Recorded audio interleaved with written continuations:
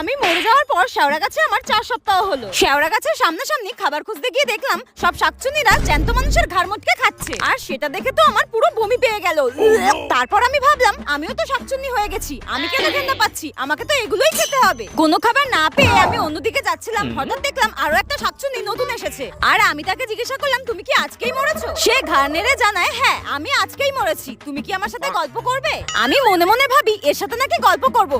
আমি তাকে বললাম হ্যাঁ হ্যাঁ আমি তোমার সাথে পরে গল্প করব, এখন না আমার প্রচন্ড খিদে পেয়েছে, আমি এখন খাবার খুঁজতে যাচ্ছি, ঠিক আছে পরে গল্প করব। সে আর আমাকে কিছু বললো না। তারপর হঠাৎ যেতে যেতে আমার শত্রুর সাথে দেখা, সেও নাকি আজকে মরে গিয়ে পাশের তাল গাছে এসেছে। আমি তাকে জিজ্ঞাসা করলাম তুই এখানে কেন? সে আমাকে বলল আমি এত পাপ করেছি, আমি এত লোকের পদে কাঠি করেছি, তাই আমার পদেই কাঠি দিয়ে তাল গাছে তুলে দিল। আমি বললাম ঠিক হয়েছে, এখন তাল গাছে বসে বসে বোর হ, আর আমি তো এই শেওড়া গাছের সব শাকচুন্নিদের সঙ্গে মজা করব আর পায়ের উপরে পা তুলে আনন্দ করব।